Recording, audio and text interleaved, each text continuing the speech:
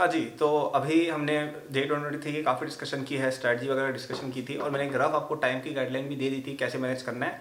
लेकिन कई बच्चों का एक स्टैंडर्ड क्वेश्चन होता है कि यार आप हमें एक रूटीन बता दो, आप हमें एक टाइम टेबल बता दो, ठीक है। तो यहाँ पे मैं एक टाइम टेबल बताने वाला हूँ। बहुत ही ज़्यादा ट्राइड एंड टेस्टेड मेथड है। तुम्हारे 3 साल के सीनियर्स जो है ना, उनको भी मैं यही मेथड बता रहा हूँ एंड काफ़ी अच्छा वो बच्चे करके आते हैं। आप में से भी आई एम श्योर, मैंने क्योंकि पहले भी कई बार बताई हुई है ये same routine, I am sure आपको बहुत पसंद आएगी। आप में से कई लोग ऑलरेडी शायद इसको यूज़ भी कर रहे हो। तो एक बहुत ही फेमस मैंने टेक्निक बना रखी है टाइम टेबल की, जिसको कहते हैं 4-4-2, ठीक है।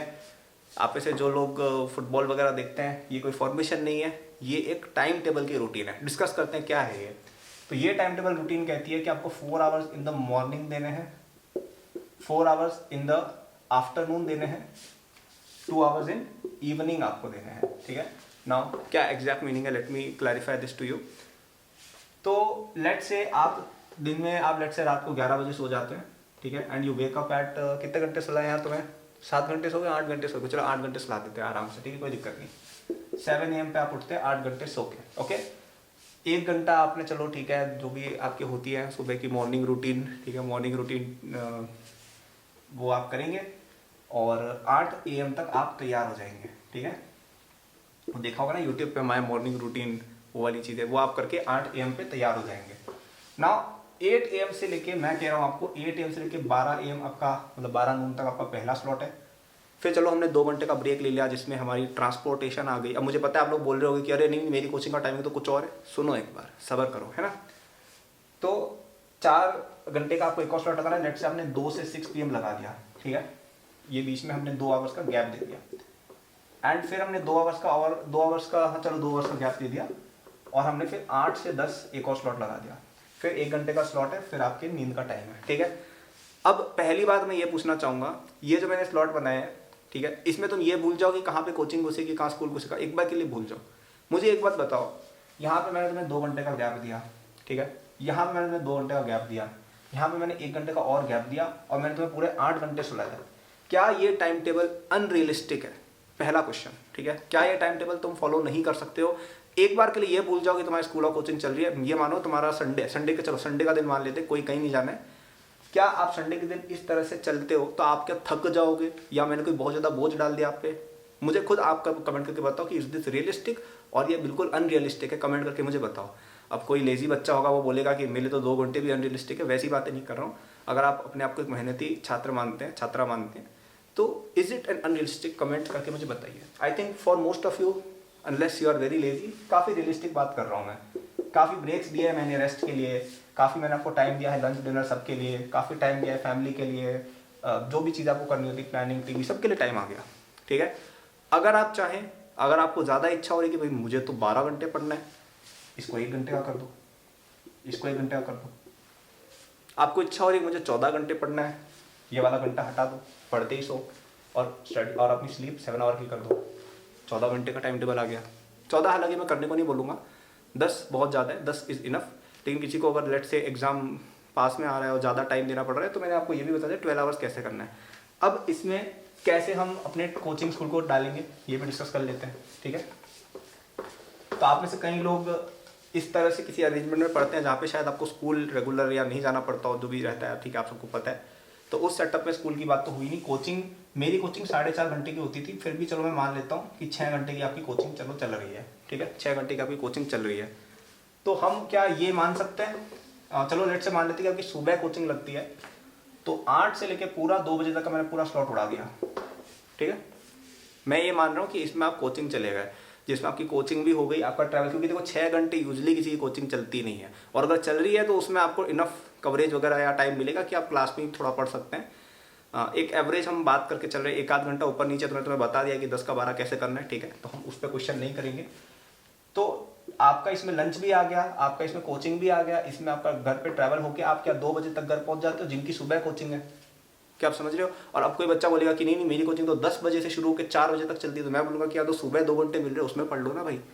ओवरऑल बात ये हो रही है कि it is not important time कब मिल रहा है, कितना टाइम मिल रहा है उसकी हम बात कर रहे हैं। तो अगर हम मान लेते हैं कि आपकी सुबह ही 8 से 2 तक आपका कोचिंग वोचिंग सब हो गया, तो आपके पास ये 4 घंटे का पूरा स्लॉट बचा हुआ है और आपके पास ये 2 घंटे का पूरा स्लॉट बचा हुआ है, ठीक है।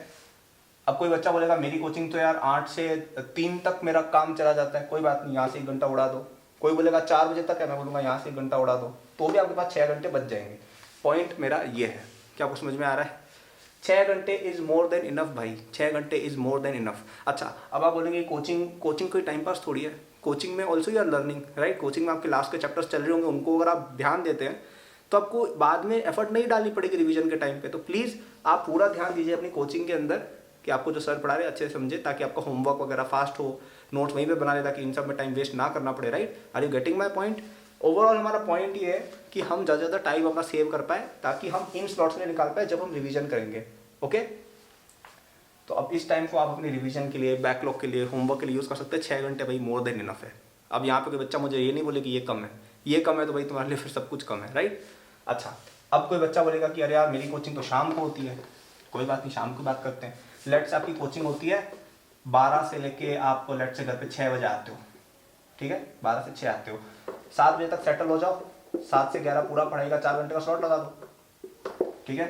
12 बजे कोचिंग है, सुबह 8 बजे मैंने बोला था, 8 से अपन 11 बजे तक एक और पढ़ाई का स्लॉट लगा लीजिए, 3 घंटे हो गए, बीच में 1 घंटा ट्रैवल लंच वगैरह का मान लो, ठीक है।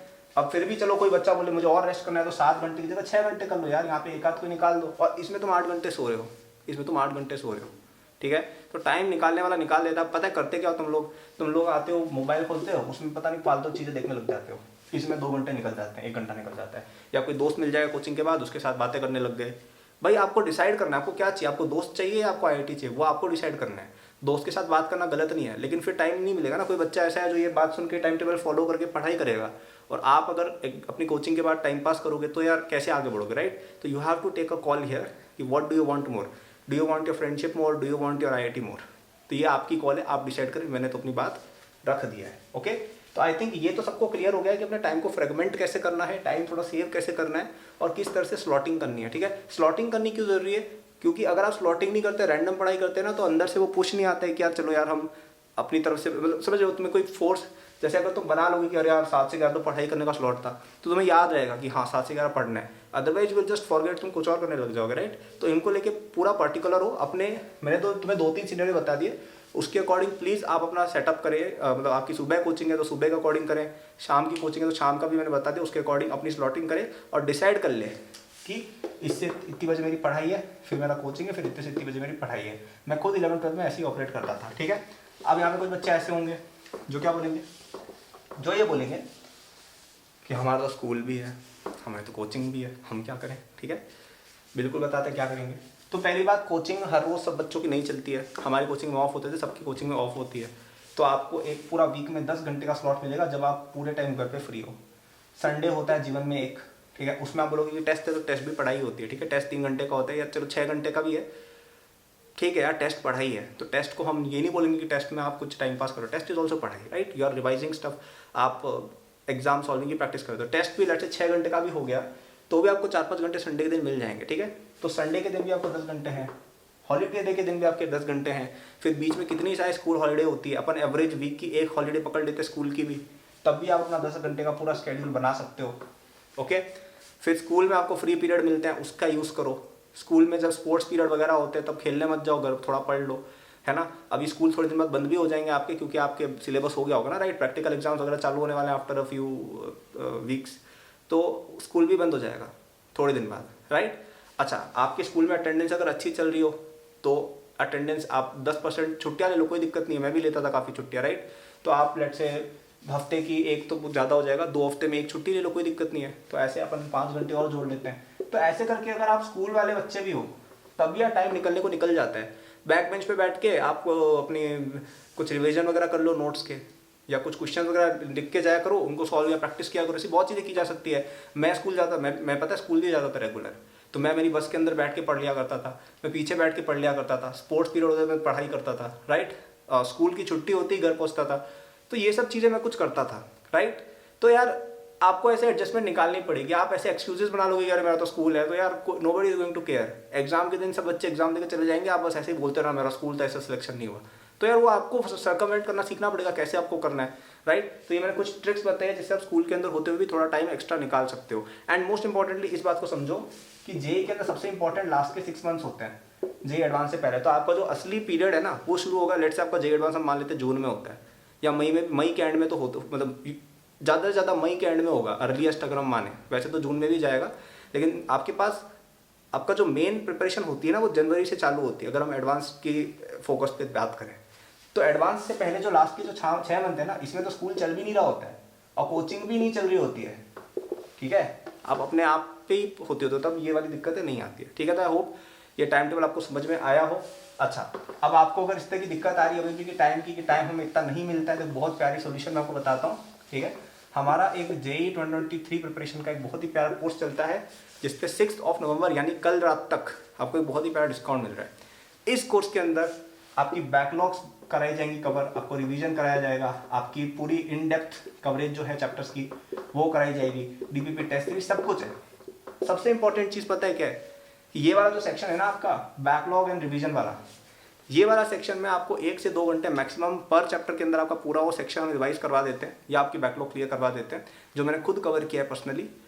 तो इससे क्या होगा, आपका बहुत सारा टाइम सेव हो जाएगा, आपको लंबे लंबे लेक्चर्स नहीं देखने पड़ेंगे। एक बार आपकी बैकलॉग्स क्लियर हो गई, उसके बाद आप इन डेप्थ लेक्चर्स वगैरह देख के आप अपने हिसाब से और ज़्यादा डेप्थ में पढ़ सकते हो, या आपके पास ऑलरेडी नोट्स हो उनसे पढ़ सकते हो, कोई दिक्कत नहीं है, राइट।